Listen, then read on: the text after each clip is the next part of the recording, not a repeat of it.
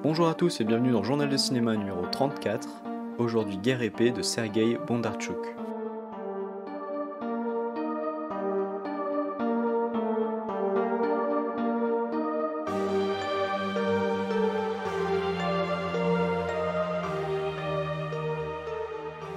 Et je vais sans honte me servir de l'été comme excuse pour vous dire que malheureusement je suis pas sûr de faire des épisodes hebdomadaires jusqu'à la rentrée, mais je vais faire au mieux pour tenir cette cadence.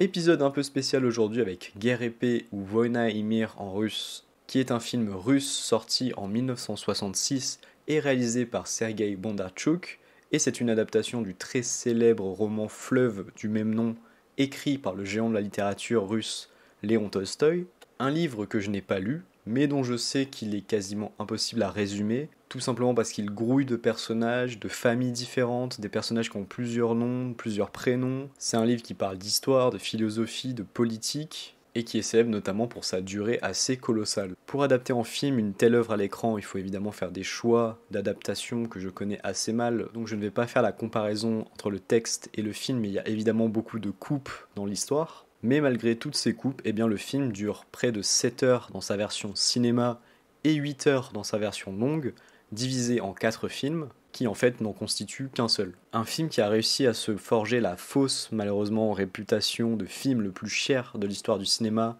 car si son budget colossal de 8,29 millions de roubles en 1967 en fait le film russe le plus cher de l'histoire, aujourd'hui, rapporté à l'inflation, en 2017, le film n'aurait coûté que 60 millions de dollars. Et cette histoire de budget a son importance, tout simplement parce que le film est une réponse à la version américaine de King Vidor, avec dans les rôles principaux Audrey Hepburn et Henry Fonda. Et ce film américain a eu un grand succès populaire et critique, ce qui avait été vu un peu comme un affront pour les soviétiques, qui se sont donc donné pour objectif de faire un film qui allait surpasser la version américaine. Et si le film n'est pas forcément le plus cher de l'histoire du cinéma, l'appui des autorités russes et notamment de l'armée va faire que les moyens prêtés par l'État vont permettre à Sergueï Bondarchuk de se laisser aller à une certaine démesure.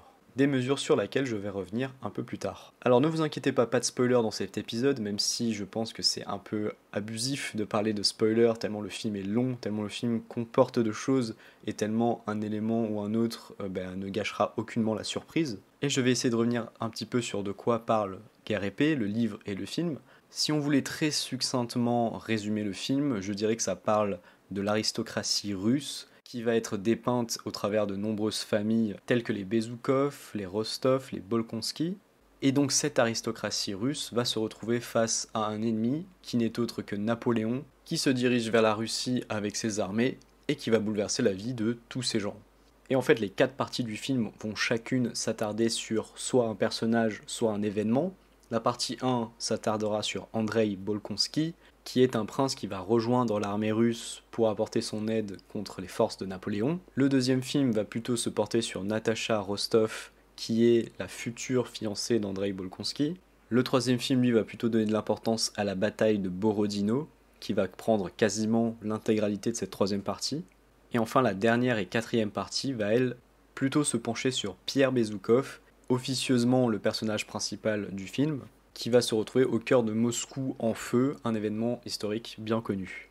Alors évidemment, je ne sais pas comment ça se passe dans le livre, mais j'ai trouvé que ce découpage assez ingénieux, parce que ça permet de vraiment éclaircir l'histoire avec tous ces personnages. Au début, on est un peu perdu, on sent qu'il y a beaucoup de gens et d'éléments qui se mettent en place, mais finalement, tous les enjeux se mettent les uns après les autres en place, et je pense même que Sergueï s'est fait plaisir avec le troisième film, parce que ça m'étonnerait que la bataille de Borodino prenne autant de place dans le livre, même si je peux me tromper.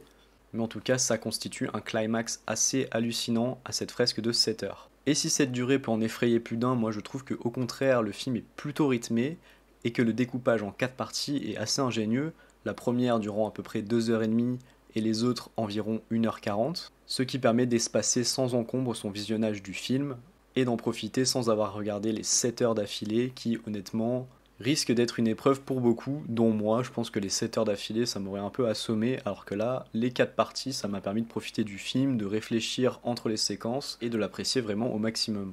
Parce qu'après finalement cette très longue introduction, je vais rentrer dans le vif du sujet. Qu'est-ce que j'ai pensé de ce film ? Alors en premier lieu, j'ai trouvé que la mise en scène était absolument remarquable. Pour un film de 1966, Je trouve qu'il y a plein d'idées qui sont extrêmement novatrices. La photographie est absolument magnifique. Il y a des séquences qui sont à tomber par terre. Il y a des dizaines et des dizaines de plans qui pourraient être des tableaux. Ça m'a rappelé vachement Barry Lyndon à certains moments, ou les films de Visconti. Et les séquences en intérieur comme en extérieur sont absolument sublimissimes. Et ne serait-ce que pour ce régal permanent des yeux, le film mérite d'être vu.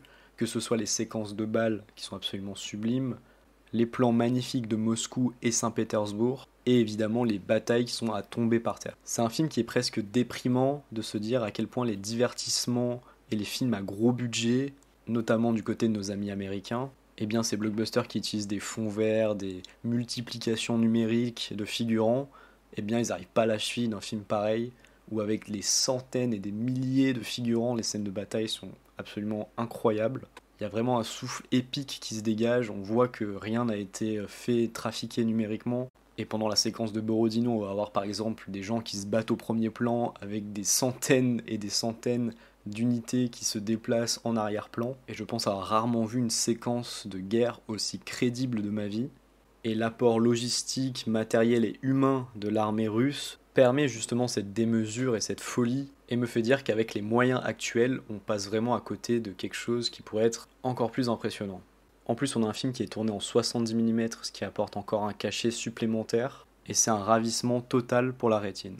Et même si on a d'incroyables séquences de ballet, d'incroyables séquences en ville, où vraiment la culture russe est exaltée, et c'est un film qui est dans ces séquences-là, est vraiment une déclaration d'amour à la vie, ça va vraiment être dans ces séquences de guerre et dans cette fameuse séquence de la bataille de Borodino dans le troisième film qui dure près de 1 heure, je dirais 45 minutes, 1 heure la bataille, sachant qu'on a aussi un avant-goût avec la bataille d'Austerlitz dans le premier, eh bien c'est quand Sergueï Bondarchuk filme la guerre que le film prend vraiment toute son ampleur, tout son souffle épique et tout son plaidoyer aussi anti-guerre. C'est pas un film qui glorifie du tout l'esprit guerrier, c'est un film qui filme la guerre de manière très violente.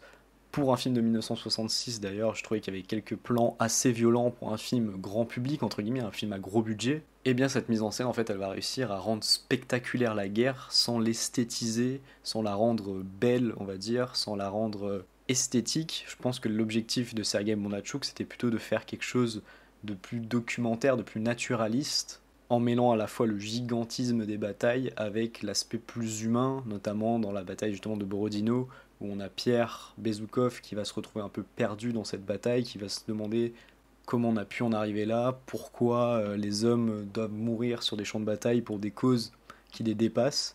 Et même si c'est des thèmes évidemment vus et revus, eh bien, je trouve que le souffle épique de l'histoire, de la mise en scène et du destin des personnages sublime l'ensemble. J'ai même été frappé de voir à quel point certaines séquences ressemblaient au cinéma de Terrence Malick, notamment à la fin de la première partie, où on a vraiment un discours philosophique avec des arbres filmés, une espèce d'ode à la nature exaltée qui fait vraiment penser à Tree of Life et à pas mal du cinéma de Malick des années 2000.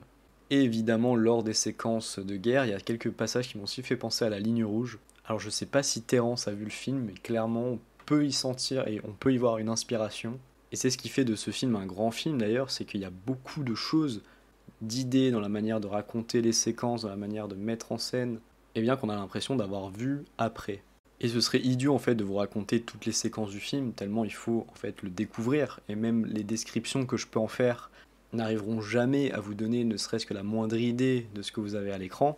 Et de même, ce serait très difficile pour moi de revenir sur toutes les thématiques abordées dans le film, tellement il y en a, tellement en 7 heures, Sergueï Bondarchuk arrive à balayer beaucoup d'idées et de questions, notamment sur le destin, sur l'identité russe, sur ce qui fait une nation, sur Napoléon, sur la guerre, sur la paix, sur la noblesse, notamment avec Pierre et Natacha qui tous les deux essayent de sortir de leur destin qui semble avoir été tout tracé et qui vont se confronter à la difficulté de la vie en dehors du cocon aristocratique.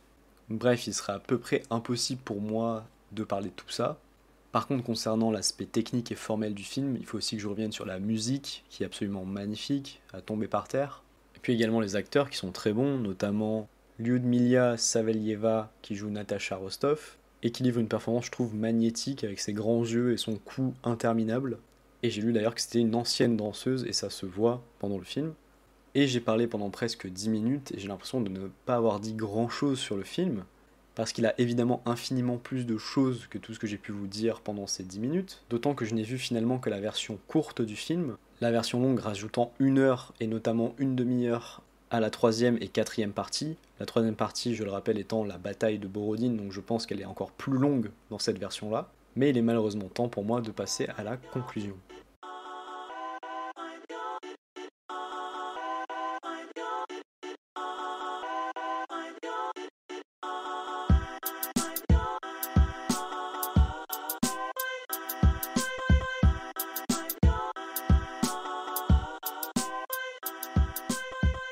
Alors, est-ce que je recommande cette version de 1966 de Guerre épée réalisée par Sergei Bondarchuk ? Évidemment que oui. C'est un film que j'ai presque regardé un peu par hasard parce que je m'étais dit que c'était le film le plus cher de tous les temps et au final je me trompais parce qu'apparemment c'est pas tout à fait le cas, même si certaines sources continuent à le dire. Et aussi je l'ai vu parce que je savais, j'étais au courant que le film était une entreprise assez démesurée et je voulais voir à l'écran justement qu'est-ce qui allait nous transmettre par l'image cette démesure. Eh bien, je peux vous dire que j'ai pas été déçu du tout. Je trouve que le film est absolument magnifique, incroyable, épique, que les scènes de bataille sont parmi les plus belles, les plus folles, les plus magnifiquement mises en scène que j'ai pu voir dans ma vie. C'est un grand divertissement comme il devrait y en avoir plus souvent. C'est un film qui fait réfléchir, c'est un film qui émeut, c'est un film qui interroge. C'est un film qui a beau avoir été une réponse un peu politique, il faut le dire, à la version américaine. Ça n'en fait pas du tout un film de propagande russe. Même si évidemment la culture russe et la fierté russe d'une certaine manière est exaltée dans le film, eh bien je crois malheureusement que c'est un film qui est un peu trop oublié aujourd'hui dans l'histoire du cinéma. J'ai lu un peu la réception qu'il avait eue à l'époque, et notamment l'Oscar du meilleur film étranger, et sa place aujourd'hui dans le cinéma, où malheureusement c'est un film dont on parle assez peu, je trouve. Je pense évidemment du fait que la culture américaine est écrasante en comparaison de la culture russe, notamment concernant le cinéma. Mais vraiment, je pense que tout cinéphile devrait essayer de regarder le film. Franchement, c'est assez simple, 2h30, 1h30, 1h40, 1h40 à peu près. C'est pas le bout du monde, c'est pas un film de 7 heures à voir d'un coup. Et ne serait-ce que pour cette 3e partie absolument hallucinante, eh bien le film vaut le détour évidemment. Mais je crois surtout que c'est un film qui a vraiment sa place dans les livres d'histoire. Il m'a marqué vraiment profondément, plus que ce que j'aurais jamais imaginé. Et je pense même qu'il fait partie des rares films auxquels j'attribuerais la note de 10 sur 10. Tant tout ce que je conçois être le cinéma est dans ce film. On passe par toutes les émotions, tout est merveilleusement soigné, la mise en scène, la photo, les acteurs, évidemment l'histoire qui nous tient en haleine, on se demande comment ces personnages vont évoluer, quelles vont être leurs places dans la suite de l'histoire.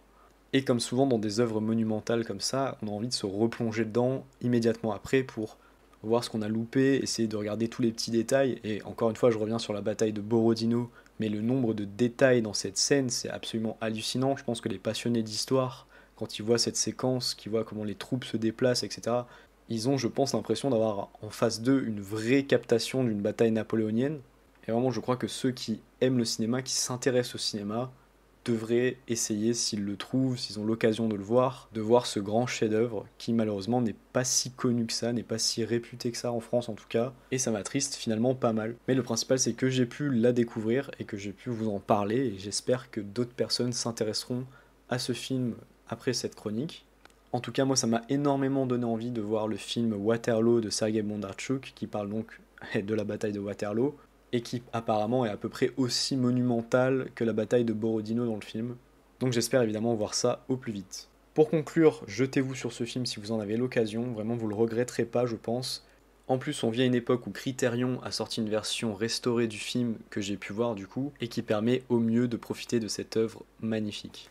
C'était tout pour cet épisode de Journal de Cinéma, j'espère que ça vous a plu. N'hésitez pas à vous abonner sur votre plateforme d'écoute favorite, Podcast Addict, Apple Podcasts, Spotify, Deezer, tout ce que vous voulez.